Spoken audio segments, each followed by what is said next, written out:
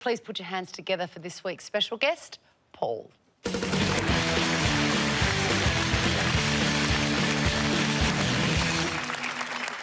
Let's start with you, Concetta. Who is Paul to you? Oh, hi, Paul. So handsome. So this is Paul, my acupuncturist, and he once accidentally left a needle in my head.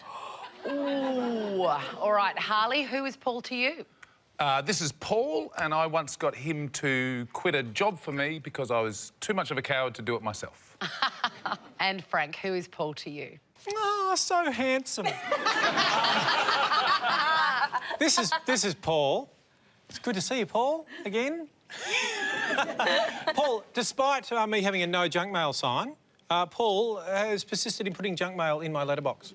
Ooh, so there we have it. Is Paul Concetta's absent-minded acupuncturist, Harley's resignation representative, or Frank's male mischief maker? Charlie's tea. Why don't you start with Concetta? Do you get acupuncture regularly? No. No further questions. How long did it take you to realise, oh, there's still a needle in there? After my appointment, I was running around doing errands, and I didn't realise until I got home and had a shower and felt it in the back of my head. Oh, whereabouts in your head was it? Like here, like... You must have just thought, little prick. My mum worked at a restaurant once and tripped over and got a fork stuck in one of their people's head. And... What? Where is this going? Oh, it's not going anywhere. It got rid of their migraines. Have you been back to Paul since? Well, Yes. she had to return the needle. Oh, I haven't had acupuncture before. Can you just... Is it bad if you just pull them out yourself? Is that a bad thing? No, you can. How long ago was this? A couple of months ago. And then you said, Paul, I'm going to go on TV and I want you to ruin your career. Well, Paul, I hope you've got other options that you can go to, buddy. Can I just say, look, it sounds to me like you're saying Paul. Yeah, I say bowl, Paul... Yeah. Weird. Not ball. Paul. Paul. Paul. Paul. It sounds like you're saying Paul. Like, I'm friends with a Paul. Any more questions for Concetta? I got more about how to say Paul. Let's direct some questions to Harley. So, Harley, what was the job that you were quitting? This one. Paul, have you got something you'd like to say? No, I worked at Red Rooster. What was your job at Red Rooster? I was a chicken technician. What did that Story involve? checks out. I would check the chickens. For what? And if they were asleep, I'd push them over.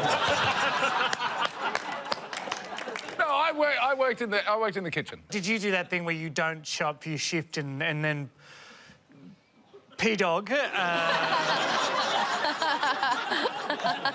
has to say, oh, Harley's quit? Yeah, no, I got Paul to call. And so he rang up on your behalf. Was he ringing pretending to be you quitting? No. So he just rang up and said, Harley quits. Yeah,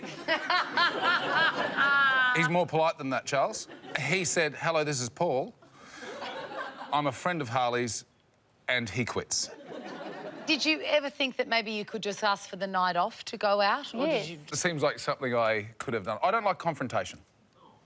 And I was worried that they would say no, and so I thought the best option is to never go back again. Frank, remind us again who Paul is to you.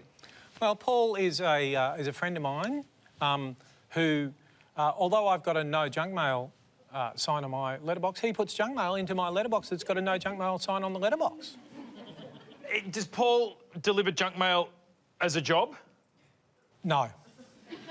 No, It's a bit of a running joke. It's a specific piece of junk mail. Oh, what's the specific piece of junk mail? It's a single piece of Coles, get all your bargains from Coles this week, junk mail, glossy sort of thing. But it's just the one item. And how often does he do this? It'll turn up in our letterbox, I would say, about once every 3 days.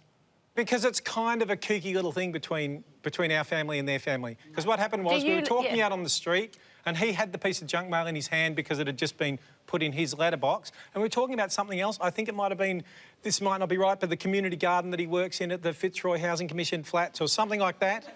Seems like a bit too much detail. Makes me get a whiff of that I might be making this up. But and when I came out the next day, that piece of junk mail was just sticking out of our letterbox. Yes. Right?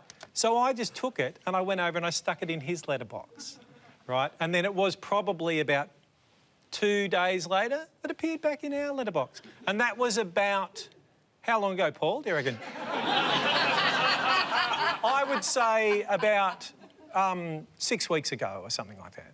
I once stole every for sale sign in my neighbourhood and put them all out the front of one person's house.